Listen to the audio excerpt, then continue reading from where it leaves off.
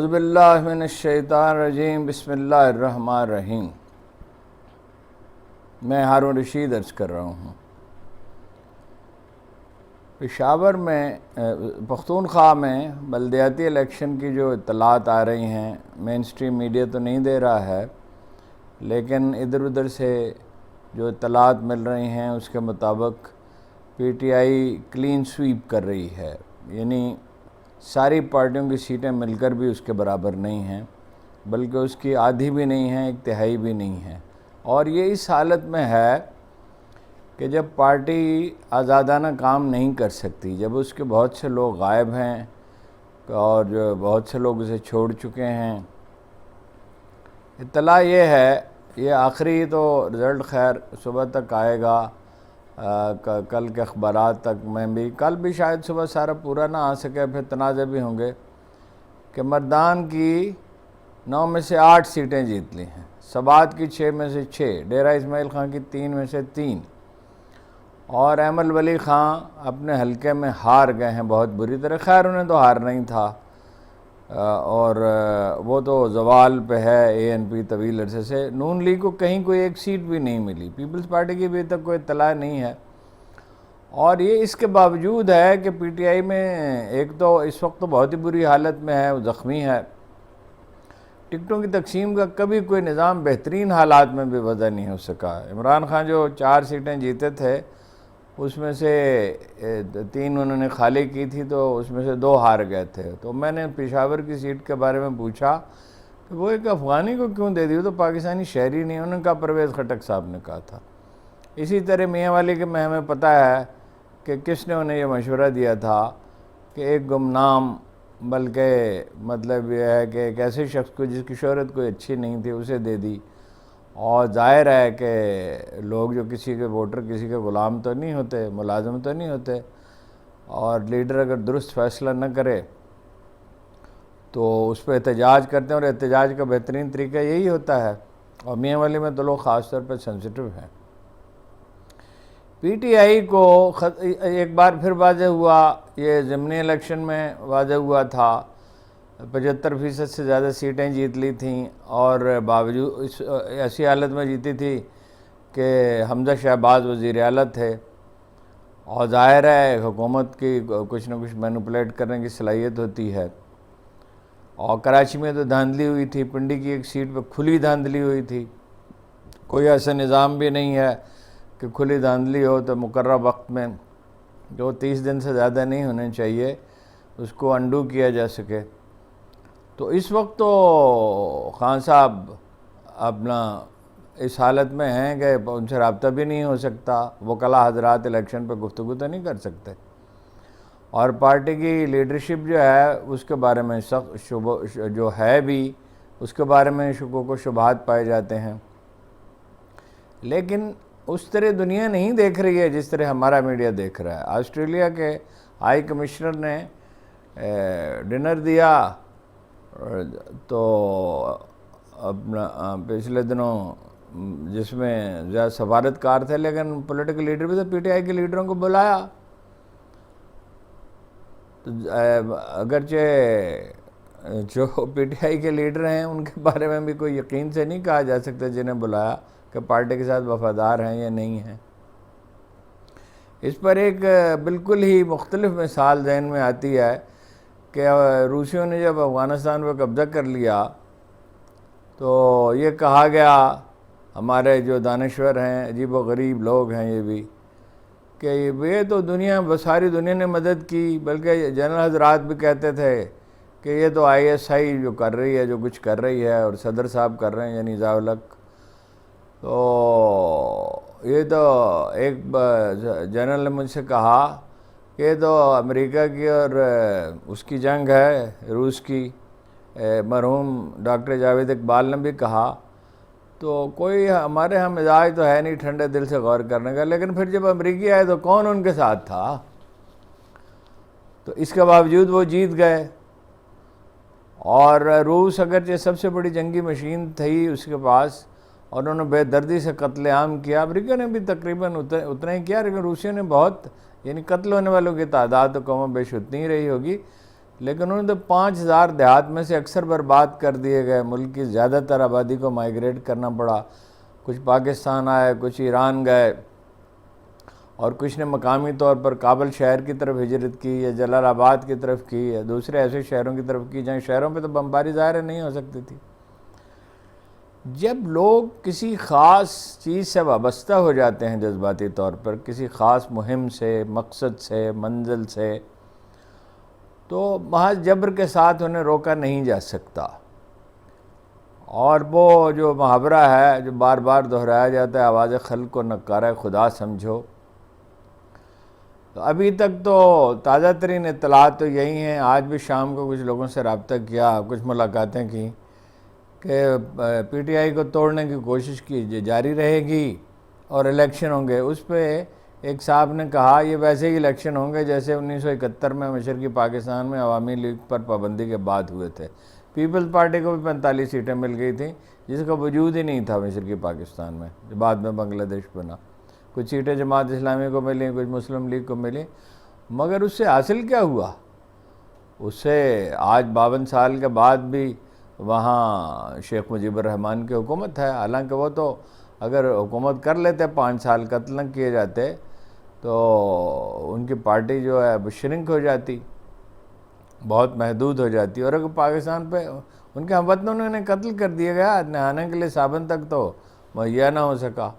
کیونکہ وہ حکمران کا مزاج ہی نہیں رکھتے تھے۔ حسینہ واجد بہرحال ان سے بہتر ہیں، اگرچہ رویہ ان کا بہت ظالمانہ ہے۔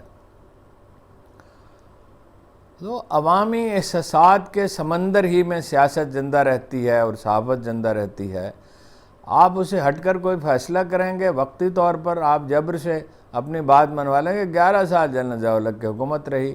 اور حکومت بھی ایسی جس میں غربت کم ہوئی، جیسے مشرف کے دور میں بھی ہوئی، کم ہوئی، اور لوگوں کی بہت معاشی حالت بہتر ہوئی، پاکستان کا وقار بڑھا، لیکن بہرحال انہیں عوام نے منتخب نہیں کیا تھا۔ سروے میں ہوتے تھے تو یہ پتہ چلتا تھا کہ ضیاء الحق کی مقبولیت پیپلز پارٹی سے بہرحال زیادہ ہے۔ لوگ مانیں گے نہیں یہ بات، مگر وہ گیلپ کے ریکارڈ میں موجود ہیں چیزیں۔ جنیجو بھی مقبول تھے، ترقی بھی بڑی بہت ہوئی، جنیجو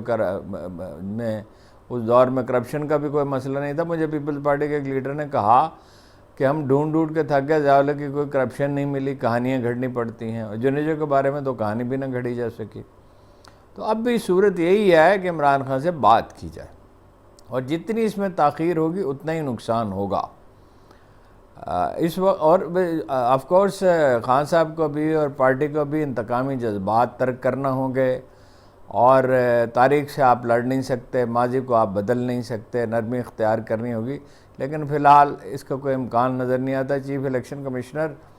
امریکی سفیر سے ملے، صدر کے ساتھ ملاقات سے انہوں نے انکار کر دیا، حالانکہ فرض کیجئے کہ ان کا موقف درست بھی ہو تو وہ زبانی ان سے کہہ سکتے تھے، اپنا موقف بیان کر سکتے تھے۔ انہوں نے پیپلز پارٹی نے اور نون لیگ نے اپنے شریف خاندان نے اپنے مقدمے ختم کرائے، زرداری صاحب نے ختم کرائے، اور یہی واحد ان کی اچیومنٹ ہے۔ ملک ہولناک مہنگائی کے ایک طوفان کے سامنے کے حوالے کر کے چلے گئے جو اب تھمیں گا نہیں۔ اب مجھے ان سیاسی لیڈروں پہ بہت حیرت ہے جو کہہ رہے ہیں کہ وزیر اعظم صاحب بجلی کے نرخ کم کریں۔ یہ جو ہے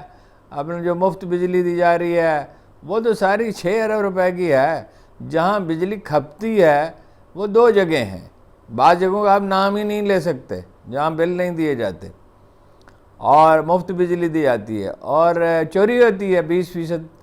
کم از کم 18%، 25% لائن لاسز ہے جو 6-7% سے زیادہ نہیں، دنیا میں کہیں بھی نہیں ہے۔ تو اس سے بھی بڑا مسئلہ یہ ہے کہ بھائی یہ کارخانے جس طرح لگے، بے نظیر اس میں ملوث تھی، زرداری اس میں ملوث تھے، پھر شریف خاندان اس میں ملوث تھا، 4 روپے یونٹ بجلی پیدا ہو سکتی ہے وہاں تھر میں، 4 نہیں تو 5 نہیں، 6 7 8، تو 34-35 روپے یونٹ والی بجلی کیوں پیدا کر رہے ہیں؟ اور کوئلے سے ہی پیدا کرنی تھی تو کراچی میں کیوں نہ کر لی؟ اور وہ کراچی میں پنجاب ہاؤس ہو سکتا ہے اور وفاقی ادارے اور ہو سکتے ہیں، وفاق کے تحت کر دیتا، پنجاب کی حکومت بھی کر سکتی تھی وہ، یعنی سندھ سے بجلی کو منتقل کرنا ایک نظام کے تحت کیا کوئی مشکل ہے؟ اور سب سے اہم بات یہ ہے کہ تھر میں ہونی چاہیے تھی اور پانی سے ہونی چاہیے تھی، اب ظاہر ہے کہ خان صاحب کے خلاف تو ایک محاذ ہے، اس لیے کہ روس سے اگر وہ تیل لینا شروع کرتے تو امریکی استعمار تو یہ کبھی گوارہ نہیں کر سکتا، اور وہ بھی اگر مقامی کرنسی میں ہونے لگتا تو ظاہر ہے بڑا تباہ کن ہوتا۔ جیسے چینی کرنسی اب قابل قبول ہے روس اور چین کے درمیان، برازیل کے درمیان، اور بہت سے ملکوں سے روس اور بھارت تجارت کر رہے ہیں، اسے روبل کو تقویت ملتی ہے۔ امریکیوں نے جو غلبہ حاصل کیا ہے اپنے مالیاتی اداروں اور مالیاتی کے ذریعے بھی کیا ہے، میڈیا کے ذریعے بھی کیا ہے، سیاسی قوت سے بھی کیا ہے، ملٹری پاور سے بھی کیا ہے، اور اپنے اسلحہ سازی سے بھی کیا ہے۔ مثلا 74 میں ایک معاہدہ سعودی عرب سے کیا تھا جس کے تحت سعودی اس کی ریال کی قیمت 1/3 ہوگی، وہ ہمیشہ 1/3 رہتی ہے، اس میں کوئی کمی نہیں آتی۔ آج جسٹس محترمہ مسز جاوید اقبال نے، ولید اقبال کے والدہ نے اس کو پوائنٹ آؤٹ کیا ایک چھوٹے سے آرٹیکل میں سوشل میڈیا پر۔ تو بات یہ ہے کہ آزادی آپ کو چاہیے نہیں، امریکہ کے در پہ بھی اپنا کشکول لے کے آپ کھڑے رہنا چاہتے ہیں، اور مغرب کے آپ کا پارٹنر چائنا ہے جس نے آپ کے دفاع کی آدھی سے زیادہ ذمہ داری قبول کر رکھی ہے۔ 1 لاکھ فوج جو ہے وہ لداخ میں لا رکھی ہے، انہوں نے لداخ پہ ان کا کلیم ہے اور بعض جگہوں پہ کلیم ہے، اور یہ کوئی آج کی ڈیولپمنٹ نہیں ہے، اگرچہ اب تو اس کی ضرورت زیادہ پاکستان کی زیادہ ضرورت ہے چینیوں کو، اس لیے کہ یہی ایک محفوظ راستہ ہے گوادر کا۔ جنوبی سمندروں میں تو ان کے حریف ممالک ہیں، اور ان حریف ممالک کے تعلقات چین کے ساتھ، امریکہ کے ساتھ ہیں۔ اب اگر تو کوئی ہوش سے کام لینا چاہے تو طریقہ یہی ہے، راستہ مفاہمت ہی کا ہے، ایک نہیں سب فریقوں کو نرمی اختیار کرنی ہوگی، ورنہ ایسا مہنگائی کا جو یہ طوفان ہے یہ سمٹ نہیں سکے گا۔ بجلی کی قیمت کم کر دیں گے، ٹیکس کہیں اور لگا دیں گے۔ ابھی تھوڑی دیر پہلے خبر آئی ہے کہ ٹول ٹیکس میں 10% اضافہ ہو گیا، آلریڈی اتنا زیادہ ہے، ناقابل برداشت ہے بالکل۔ اچھا بجلی کی قیمت آپ بہت بڑھا دیں گے، پھر بڑھا دیں گے کسی بہانے سے، کوئی وقت ملے گا ہوگا حالات سازگار پائیں گے تو بجلی چوری بڑھ جائے گی، آلریڈی بڑھ چکی ہے۔ 40% نے اسلام آباد میں بل جمع نہیں کرائے، اور تمباکو پہ ٹیکس بڑھا کے کیا کر لیا، 300% بڑھا لیا، پہلے کوئی 100% تھا، یعنی جو اصل قیمت تھی اس پہ اس سے بھی کچھ زیادہ تھا، یعنی 200 روپے کی ڈبیا تھی جو وہ 500 روپے کی ہوگی، میں ٹیکس تو وصولی تو کم ہو گئی، تو حاصل کیا ہوا؟